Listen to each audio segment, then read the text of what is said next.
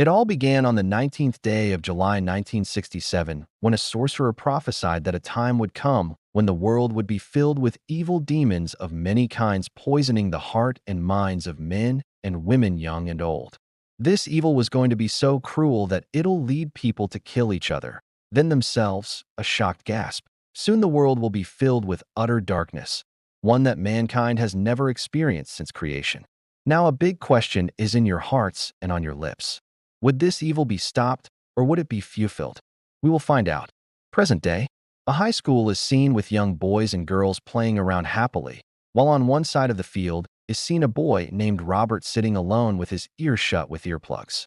Robert had lost his family at age 7 due to a car accident, a circumstance that had led Robert to make a decision to avoid loving anybody with the fear of losing them again. Robert walks home at night. He loved walking at night. Suddenly he stops. He heard a noise that sounded like a cat meowing. He looks down and saw a black cat with golden eyes that shined in the darkness. Maybe I could take her in, he thought. Bending down, he lifted the cat into his hands.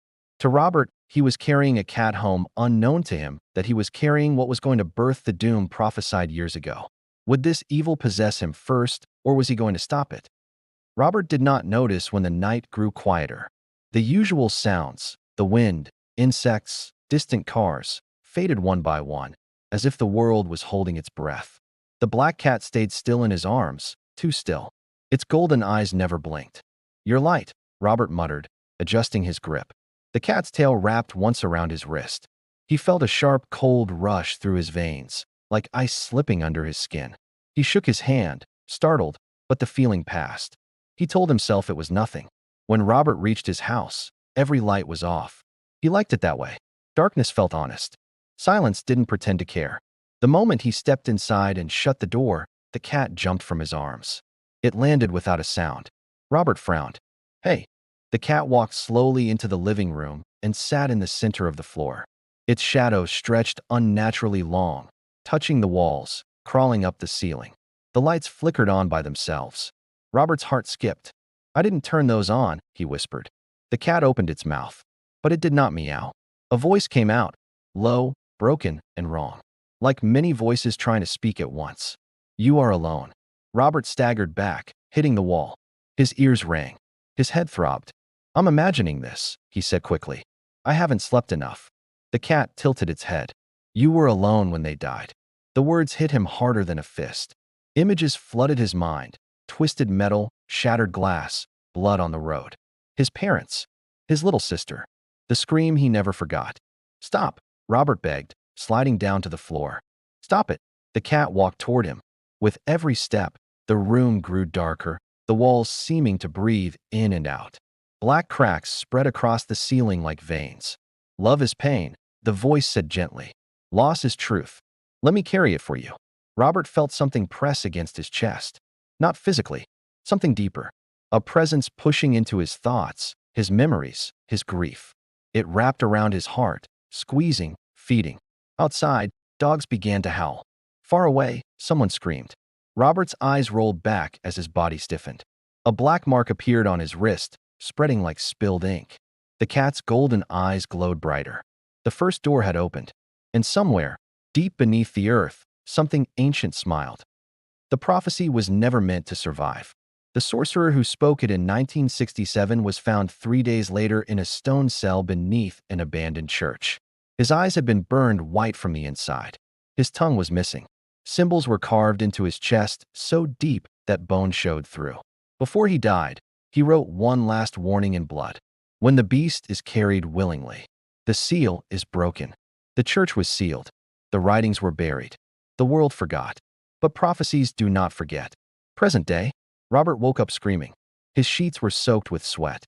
His throat burned as if he had been screaming for hours, though the clock said only 5 minutes had passed since midnight. He was not alone. The cat sat on his chest. Its weight crushed the air from his lungs.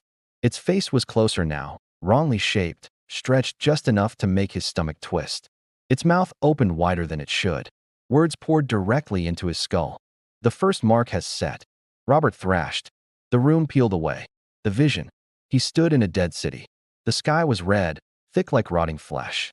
Buildings leaned as if exhausted, windows black and empty. Bodies lay everywhere, some holding knives, some holding each other, some clawing at their own faces. Children cried with no mouths. Parents laughed while they burned. Robert fell to his knees. "What is this?" he sobbed. The ground split open. From it came the sorcerer, or what was left of him. His body hung together by shadows. His empty eyes bled black tears. His jaw moved even without a tongue.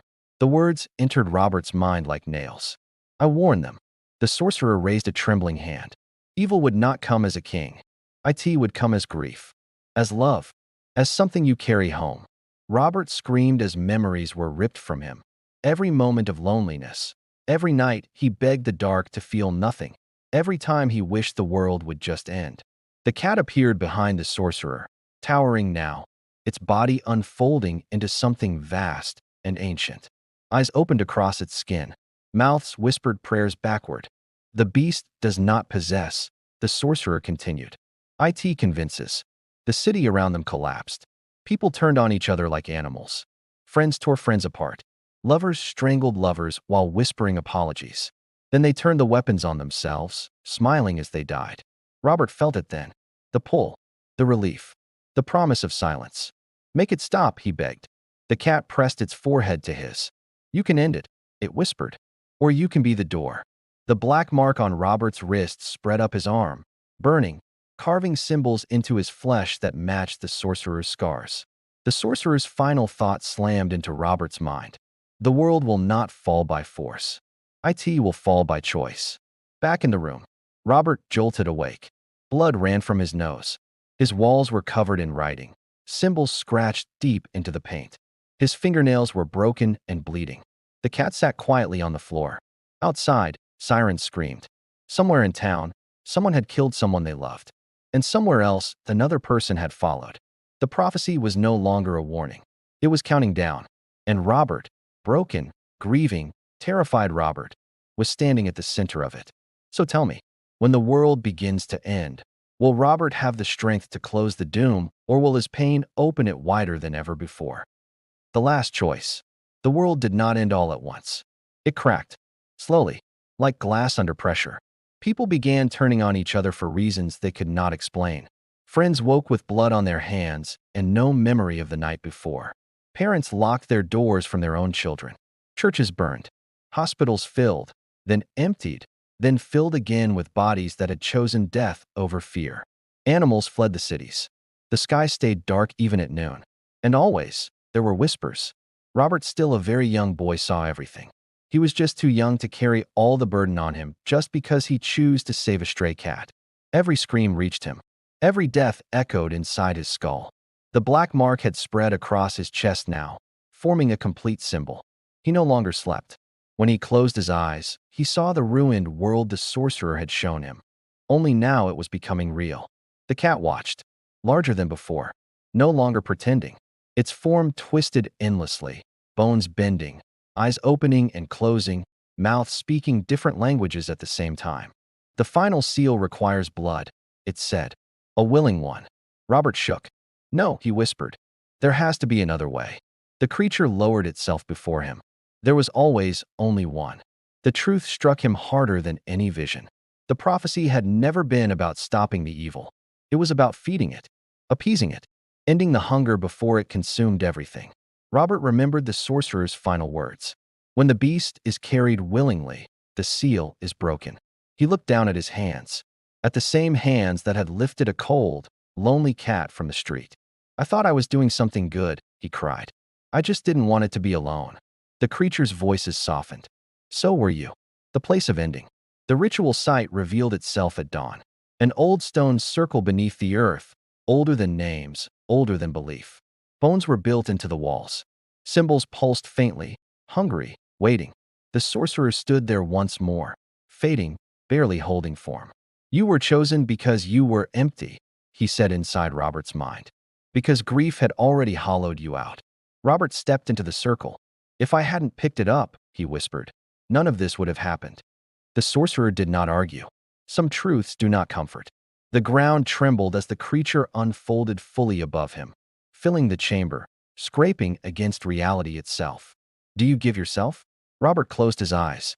He saw his family again, not broken this time. smiling, waiting. I'm tired, he said quietly. Let it end with me. He raised his arms. The symbols ignited. Pain unlike anything human tore through him. His memories ripped away one by one. His grief, his fear, his name. His body began to crack, light pouring out where flesh failed. The creature screamed, not in victory, in hunger denied. Robert felt himself fading, becoming nothing but warmth and silence. His final thought was not fear. It was relief. After the scream stopped, across the world, people collapsed, not dead, but alive. Knives fell from shaking hands. Fires went out. The sky slowly lightened. The cat was gone. The stone circle crumbled into dust. No body was found. Only silence where Robert once existed. History would call it a mass delusion, a strange global event, a mystery with no explanation. But sometimes, late at night, people felt a deep, sudden sadness they could not explain, as if someone had saved them. And somewhere beyond memory, beyond pain, beyond fear, Robert rested. So tell me, was Robert a victim of fate, or the bravest soul the world never knew?